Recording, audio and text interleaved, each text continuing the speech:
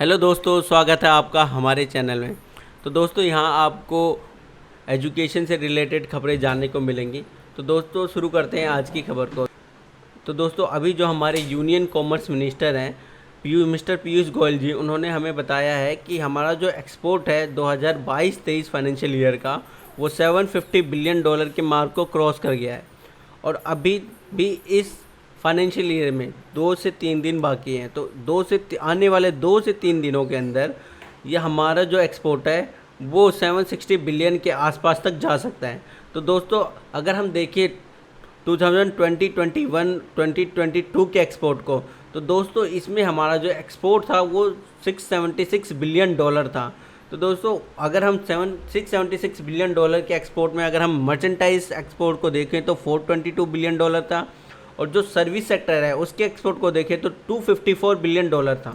तो दोस्तों हमारा जो एक्सपोर्ट है इस साल, जो हमारे यूनियन कॉमर्स मिनिस्टर है उनके अनुसार 760 बिलियन को क्रॉस कर जाएगा इस फाइनेंशियल ईयर में 2022-23 में।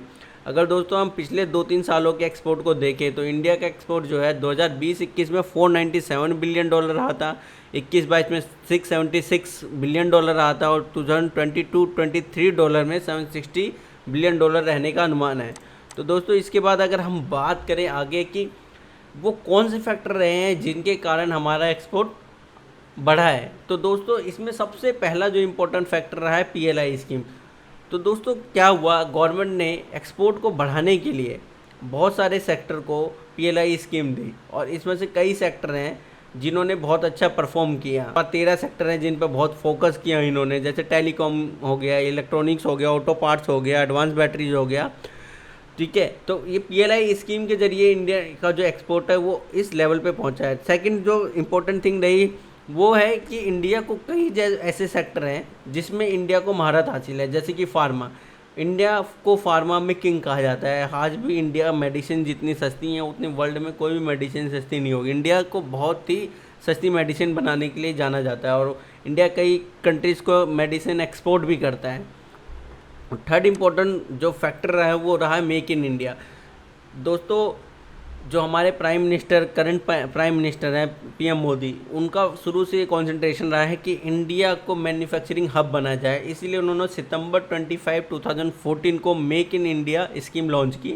इसके ज़रिए उन्होंने क्या किया कि जो भी हमारे यहाँ इंफ्रास्ट्रक्चर है या जो भी कंपनियाँ, हम जो भी चीज़ें इंपोर्ट करते हैं बाहर से, उनकी प्रोडक्शन हम बाहर से इंपोर्ट ना करके हम खुद मैन्युफैक्चर करें। इससे हमें दो फायदे होंगे, एक तो हमारे यहाँ एम्प्लॉयमेंट जनरेट होगा, दूसरा हम अगर यहाँ पे अगर एक्सिस प्रोडक्शन करते हैं तो हम उसको बाहर एक्सपोर्ट भी करेंगे, जिससे हमारा एक्सपोर्ट भी बढ़ेगा।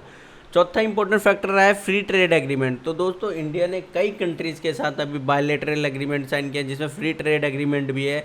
अभी हमने यूएई के साथ रिसेंटली फ्री ट्रेड एग्रीमेंट किया है, और इसके ज़रिए हमारा जो बिजनेस रहा है यूएई के साथ 32 बिलियन रहा है।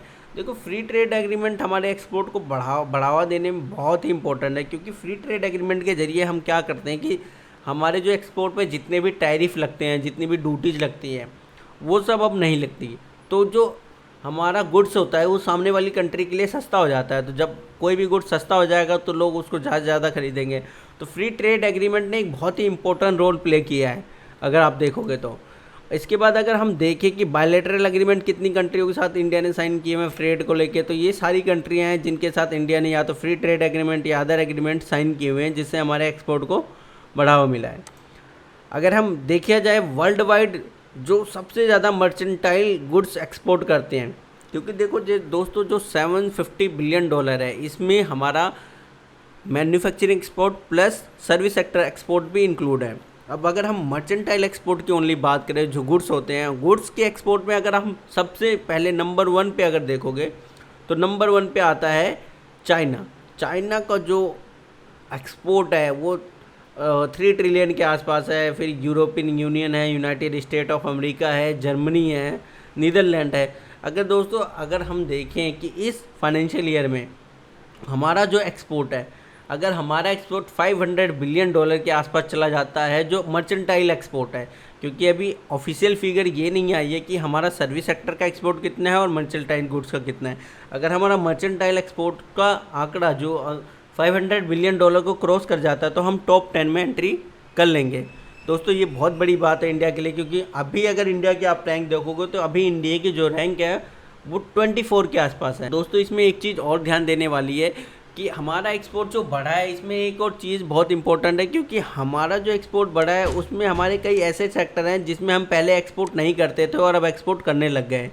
यानी कि आप देखोगे कि हमारा जो डिफेंस सेक्टर है, जहाँ पे हम ज़्यादा से ज़्यादा इंपोर्ट करते थे, अब की बार हमारा डिफेंस सेक्टर में भी एक्सपोर्ट 13,000 करोड़ को पार कर गया। और 2025-26 तक जो टारगेट है इंडिया का, वो है कि इंडिया का जो डिफेंस सेक्टर एक्सपोर्ट है उसको 40,000 करोड़ तक पहुंचाया जा सके।